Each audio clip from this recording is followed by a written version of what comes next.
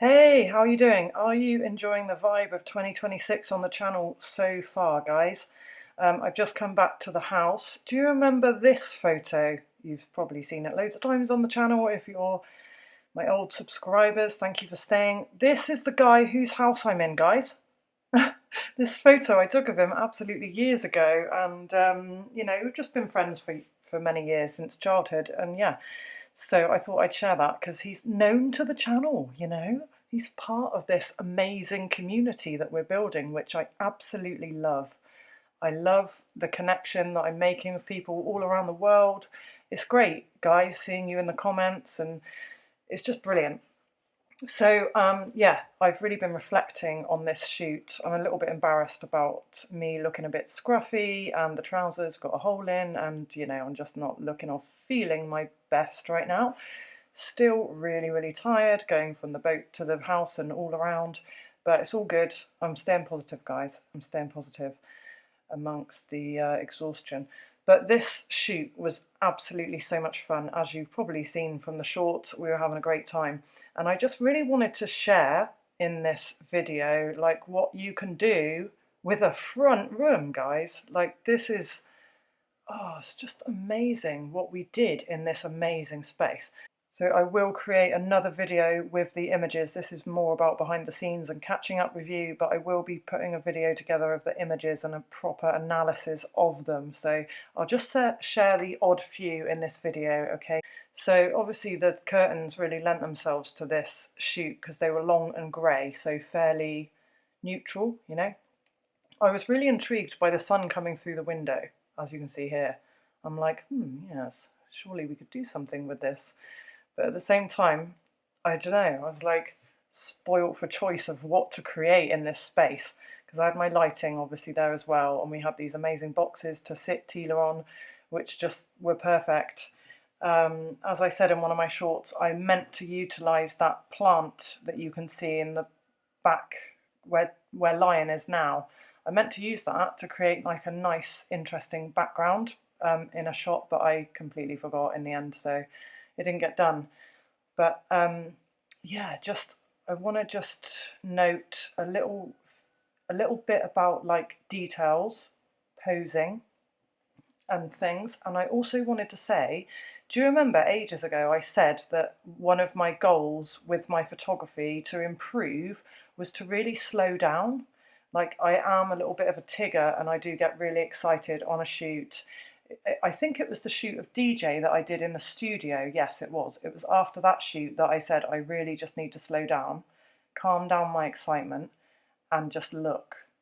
And I really feel like this shoot, I started to do that. I was just looking for ages at everything and just taking it all in and not rushing. And before I took a shot, even just being a bit more of a perfectionist with where things were placed and thinking about things at every stage, and just talking to Tila about her posing, even like here, like to be aware of what the shoulders are doing. Depending on what arm you put forward, your shoulder is going to change and be different. So we decided when we sat Tila there and she sat and she was experimenting with different shoulders, that when she leant on her right shoulder, her left shoulder like naturally dropped just where it was. So watch this, right? So she's there with that shoulder forwards, and then I was like, right, swap over and see what happens. And we lose all of her chest here. So the elbow, put her elbow back there, and it opens the whole image up, you see? And what I was saying to her here was with her right arm forward, her left shoulder naturally drops, which gives a nice diagonal because the right shoulder is higher than the left shoulder. Do you see that? And in terms of like forming a journey around the eye and just it opening up the whole of her posture, it just looked more natural, looked more flowy for the eye, and just a nice gentle pose. So then we moved the boxes forward because they were a bit too close to the window. I wanted space to be able to get the light right behind her, and also I wanted space between the boxes, which is obviously where she would be, and the backdrop, to throw the backdrop out of focus. So that was the reason for moving the boxes forward closer to me. Then here, where I turned the light off, the reason that I did that, turned both those lights off, was because I just wanted to pay attention to what that one light was doing. And the thing is, if you start a shoot with all of your lights on, you can't see what each one of them is bringing to the image, you know? So by turning that light off, I noticed that that light was forming this beautiful light all where it was going, basically, and I was able to really see that clearly, which then enabled me to decide, okay, from that one light, what do I want to add in? Rather than putting all the lights on, taking some shots, then wanting to change the lighting, but not knowing which light I needed to adjust. Do you see what I mean? So by just slowing it down and just really paying attention to what this light was doing, I was then able to decide what other lights I wanted and where I wanted to position them and why, you know, almost, and how strong I wanted that extra light and whether I wanted the third one at all. So I think this would be a really good little routine for me to do now, to just slowing it right down has just really helped. It's just amazing, actually. So, and I didn't really consciously do that. I just set the intention after DJ's shoot, and then it just sort of naturally happened, which is really cool. So, as you can see here, I was then balancing up the light that I had on the left with the light on the right, and I ended up turning it down a little bit because it was a little bit strong. And the thing is, Atila's back wasn't like the main point of interest. I would say, obviously, the main point of interest was the front of her. I wanted her back lit, but gently, because I didn't want it as well lit as the front of her, which is going to be the main area of interest. So that's why I moved it back slightly. It was a softer light where it was on the sofa, because it was coming more all around her and less direct, if you get me, because it was less backlit. So it was softer, but I just wanted to reduce it slightly, which is what I did there. So this is like a really basic setup, guys. I'm using my D3, I believe, here, my 85mm prime lens. So that's the Sigma 85mm prime lens. It was £500 second hand. My Nikon D3, as you know, I got it brand new years ago instead of central heating, so it's £3,000 for the camera. But nowadays you can pick them up super cheap, can't you? So I'm using my D3, my ancient trusty old Sigma lens, and 3 newer lights, which, by the way, usually are cordless. Like, they have these batteries, you charge them up and they're rechargeable, and then you stick the batteries in the back of the lights, and you don't need any of these trailing cables. So I just want to note, the only reason that I'm not using them in that way is that I left the battery packs in HK Studios. So, silly me. So I had to mess around a little bit with the trailing cables, but it's fine because we have plenty of plug sockets, obviously, in this environment, so it wasn't a problem. But it will be brilliant for shoots outdoors to be able to take these lights anywhere and have those battery packs charge them up. So, all in all, really, equipment-wise, what were the lights? £200? Probably, I don't know, what's a D3 these days, guys? 600? Maybe the lens you could get for 400, so that's £1,200 worth of kit here for this shoot. I mean, you know, I've seen photographers with camera bags and they've got 20 grand's worth of kit. And I think it's just really helpful, I feel, to just showcase what you can do on a budget. You know, you can start out in this way and get some really amazing results without thousands of pounds worth of kit. Obviously, you have to bear in mind the computer equipment you'd need to do the next part, the editing part of this job. But yeah, just wanted to share that with you, really, just to put things in perspective. Like, the results that we got from this shoot, I think, were pretty epic, actually. Pretty epic. So yeah, you don't need a load of kit, and I'm sure Aaron will jump in the comments in this video and show his everlasting passion for DSLRs and things. And it's true, you know, for a shoot like this, low key, portrait shoot, model portfolio, a DSLR is perfectly ample, I would say. And we've spoken about this before, and there are reasons that I will get a mirrorless camera, but it's not a shoot like this, guys. Like a shoot like this, I absolutely love my DSLR. There's no reason to be silent. There's no, in fact, do you know what?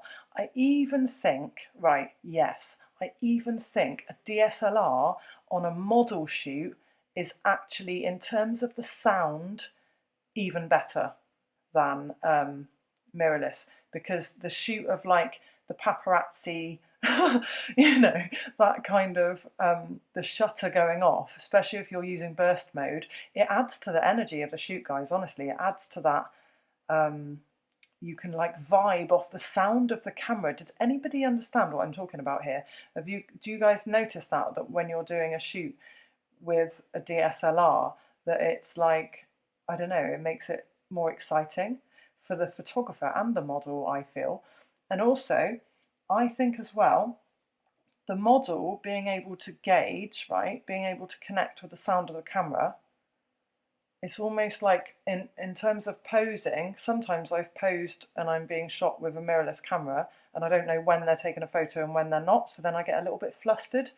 Whereas with Aaron, when he shoots me with his DSLR, I can gauge when he's paused and when he hasn't. And even if I hear the shutter going off a lot and I'm kind of not ready, I'll say, can we just pause a minute? I just need to, you know, adjust my hair or whatever it is. So there's definitely pros and cons to both. And this shoot that I'm doing here with Tila would not be one of the examples that I would say, oh, I need a mirrorless camera for, you know. So if this is a type of photography that you feel inclined to move towards, please don't think you have to get the silent mirrorless camera, unless, of course, that is what you're drawn to and that's what you want to do. Obviously, I'm just giving a balanced view, really, of how I find these things.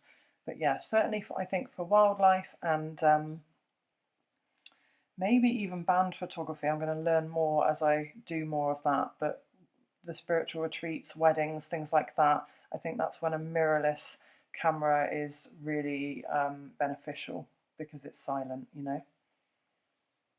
So, what shall I talk about now? Feeling really emotional today, guys. Honestly, it's like the tears are rolling. And I think as we step into 2025, I almost feel like maybe there's a little bit of a releasing process going on here, and we're saying goodbye to 2020. No, sorry, I got that wrong, didn't I? As we step into, start again. I think as we step into 2026 and we're releasing 2025, which is all like really positive stuff, there's definitely like a last little bit of, you know, I don't know, releasing grief, tears going on. And yeah, it's positive, but it's still emotional, you know. And how are you guys doing? Are you all feeling good? It's really cool to see that these videos and the shorts are inspiring those of you who used to work with models, and I love reading those comments. Like, to know that I've made a difference in one person's life through these shorts and the videos, it makes it worth it for me, guys, and it keeps me going. And I know I say guys a lot, but I feel like you're there with me. I really do. And to just hear back that I've inspired you in some way. We had a musician the other day. Shout out to Jody Page, I believe.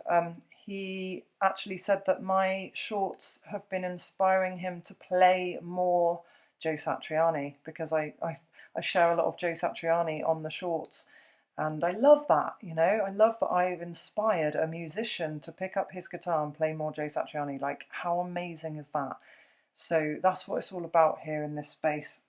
It's, you know, it's this motivational space where we might learn a little bit from each other. We might be inspired and motivated, and it's forming friendships, you know, and it's really special. So I'm just enjoying getting to see what I'm bringing to people without all of the pressure that I was before putting on myself to teach photography. You know, I've learned through connecting with other photographers, with other kit. You know, I'm never going to know it all about every single thing. So just keep going with sharing what I am doing and tapping into that inspiration in me, that motivation, that the times when I just want to pick up a camera, and it is so nice to have that feeling back. And then from those experiences, getting to know what I really, really want to do, and really being so mindful about forming that vision consciously. You know, every opportunity I've taken, sometimes I haven't felt inspired to do it, and I've gone and done it anyway. And I'm grateful for every single opportunity, guys. Please know this. But every opportunity that's come along, I've thought, right, what do I like about that? What don't I? What do I want more of in the future? What do I want less of, right? And doing this shoot with Tila has just reminded me of how great photography can feel, particularly when you're working with somebody who is on the ball creatively like Tila. She is such a natural model. She's so good at posing. And so that in itself takes us as a pair working together to the next level of photography. You know, the results that we were getting from this shoot were not just the amazing space that we had and the lighting and John's boxes that we happened to sit Tila on, and my D3 and my lens, it was Tila. Look at her. She's absolutely amazing. So when you get a situation like this, where you're working with somebody who's good at what they do, it is just so uplifting. You know, it's so uplifting. It's like similar again, like I was saying, to working with DJ in the studio.